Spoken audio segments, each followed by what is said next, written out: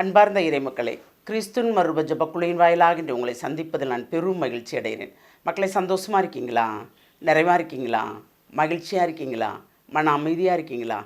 மக்களே, எப்பொழுதும் மன மகிழ்ச்சியும் மன அமைதியும் தான் நமக்கு தேவை இல்லையா? ஒவ்வொரு நாளும் அவர் ஒவ்வொரு வார்த்தை கொடுத்து நம்மளை புதுப்பிக்கிறார். இன்று அவர் நமக்கு என்ன வார்த்தை தருகிறார் பார்ப்போமா? திருத்தூதர் பவுல் கலாத்தியருக்கு எழுதிய திருமுகம், அதிகாரம் 1, இறை வார்த்தை 15-19 முடிய. தாயின் வயிற்றில் இருக்கும்போதே என்னை தமக்கென ஒதுக்கி வைத்து தமது அருளால் என்னை அழைத்த கடவுள் தம் மகனை பற்றிய நற்செய்தியை பிற இனத்தவருக்கு நான் அறிவிக்குமாறு அவரை எனக்கு வெளிப்படுத்த திருவுளங்கொண்டார். அப்போது நான் எந்த மனிதரிடமும் போய் கலந்து பேசவில்லை. எனக்கு முன் திருத்தூதர்களாக இருந்தவர்களை காண எருசலேமுக்கும் போகவில்லை. ஆனால் உடனே அரேபியாவுக்கு சென்றேன். அங்கிருந்து தமஸ்கு நகருக்கு திரும்பினேன். 3 ஆண்டுகளுக்கு பிறகுதான் கேபாவை பார்த்து பேச எருசலேமுக்கு போனேன். அங்கு 15 நாட்கள் அவரோடு தங்கியிருந்தேன். ஆண்டவரின் சகோதரரான யாக்கோப்பை தவிர திருத்தூதர் வேறு எவரையும் நான் போய் பார்க்கவில்லை. Praise the Lord. அதாவது ஒவ்வொரு அழைப்புக்கும் ஒரு அர்த்தம் உண்டு இல்லையா? பவுல் அழைக்கிறாரு. அப்படி அழைக்கும்போது பவுல் என்ன செஞ்சார்? திருச்சபையே துன்புறுத்தினார். ஆனாலும் இவன் இப்பொழுது துன்புறுத்துகிறான், இனி இவன் நம் திருச்சபைக்காக துன்பப்படுவான் என்று ஆண்டவர் சொன்னார் இல்லையா? அதுபோல்தான் அவரை அழைத்த தேவன் எப்படி சொல்கிறார்? நான் தாயின் வயிற்றில் இருந்தபோதே என்னை தமக்கென ஒதுக்கி வைத்து தமது அருளால் என்னை அழைத்த கடவுள். பாருங்கள், அப்போது ஒவ்வொருத்தரையும் ஆண்டவர் அழைக்கிறார். நம்ம எந்த விதத்தில் அழைக்கிறார், எந்த நிலையில் அழைக்கிறார், அதெல்லாம் சிந்திக்கவே வேண்டாம்.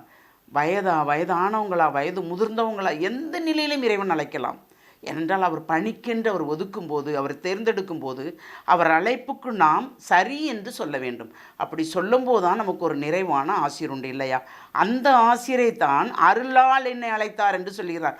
அவர் அருள் நமக்கு கிடைக்கும்போது எல்லாமே நிறைவாக இருக்கும். அவர் சொல்கிறார், தம் மகனை பற்றிய நற்செய்தியை பிற இனத்தாருக்கு நான் அறிவிக்கும்பாறு அவர் எனக்கு வெளிப்படுத்த திருவுளங்கொண்டார். இப்போ இறைவனை பற்றி அவருக்கு வெளிப்படுத்தி நல்ல கல்விஞானம் உள்ள ஒரு பவுல் இல்லையா? அப்போ இயேசுவை பற்றி அறிவிப்பதற்கு யார்கிட்ட போகிறார்? பிற இனத்தாருக்கு போகிறார். அவர் அப்படி போகும்போது அவர் எந்த மனிதரிடம் நான் என்ன சொல்லணும் ஏது சொல்லணும்னு பேசவே இல்லை. அவருக்கு யாரும் கற்றுக் கொடுக்கலை. இறை சித்தத்தால் தூய ஆவியானவர் அவரை நிரப்பி என்ன செய்ய வேண்டும், என்ன பேச வேண்டும் என்பதை சொல்லுகிறார். அதுபோல் பாருங்கள், யோசேப்புக்கு சகோதரங்கள் உண்டல்லவா? அதனுடைய சகோதரர் மகனை பார்க்கிறார், யாக்கோப்பை மட்டும் பார்க்கிறார் என்று சொல்கிறார்கள் இல்லையா? ஏன்னா வளர்ப்பு தந்தை சூசையின் சகோதரர் தான். அந்த சகோதரர் மகன் யாக்கோப்பை தான் இவர் பார்த்தேன் என்று சொல்கிறார். அப்போ எந்த மனிதரையும் பார்க்கல. ஏன்னா திருத்தூதர்கள் அவர்கள் இல்லையா? முதன்மையான திருத்தூதர்கள். ஆனால் பாருங்கள், பேதுருவும் பவுலும் ஒன்று போல் இணைந்தது போல் கொண்டாடுகின்ற நாட்களும் நிறைவாக இருக்கிறது. அப்போ எந்த அளவுக்கு அவர்கள் துன்பப்பட்டிருப்பார்கள், வேதனைப்பட்டிருப்பார்கள், சோதனைக்கு உட்பட்டிருப்பார்கள் இல்லையா? ஏனென்றால் அவர்கள் சோதனையில் விழுந்தார்கள். எப்படி விழுந்தார்கள்? மனிதர்களால் விழுந்தார்கள். மனிதர்கள் அவர்களை துன்புறுத்தினார்கள். அப்படி இறைவனுக்காக மரித்தார்கள். நாம் என்ன செய்கிறோம்?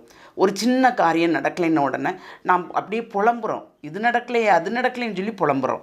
அந்த புலம்பல் அனைத்தையும் எடுத்து வெளியில் வீசி, என்னை நீர் அழைத்தீர் ஆண்டவரே, என்னையும் நான் மனிதனாக இருக்கிறேன், புனிதத்தன்மை அடைய நீர் எனக்கு வழிவகுத்து தர வேண்டும் என்று கேட்டு பாருங்களேன், கண்டிப்பாக செய்து தருவார். அப்போ நாமுமே ஆதியாகமத்தில் இருந்த திருத்தூதர்கள் போல், இறைவாக்கினர் போல் நம்மளை அவர் செதுக்கி சிற்பமாக்கி பிறருக்கு நாம் பயன்படும்படி செய்வாரா மாட்டாரா?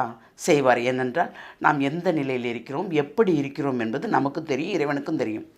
எதை விட்டு கொடுக்க வேண்டும், எப்படி நடக்க வேண்டும், தாழ்ச்சி, பொறுமை, சமாதானம், பிரஸ்நேகம், இது இருந்தாலே இறைவனோடு நாம் சேர்ந்து நடக்கின்ற வல்லமை நமக்கு கிடைக்கும். அந்த வரத்தை கேட்போமா? எல்லாம் வல்ல இறைவா, ஆமாண்டவரே, நீர் தெரிந்து கொண்ட மக்கள் நாங்கள். ஆமாண்டவரே, நாங்கள் உங்களை தெரிந்து கொள்ளவில்லை ஆண்டவரே, நீர்தான் எங்களை தெரிந்து கொண்டீர். அதனால் எங்களை உம்முடைய கரத்தோடு சேர்த்து நாங்கள் என்ன செய்ய வேண்டும், ஏது செய்ய வேண்டும் என்பதை எங்களுக்கு விளக்கி நீர்தாமே எங்களை நிறைவாக ஆசீர்வதிக்கிற அந்த கிருபைக்கு நன்றி கூறப்பா.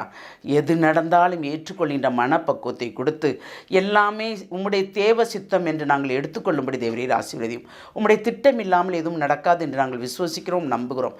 அந்த நம்பிக்கையின் பேர் எங்களை முழுமையாக உம்முடைய இரக்கத்துக்கு ஒப்புக் கொடுக்கிறோம். ஜெபம் கேட்கும் நல்ல பிதாவே.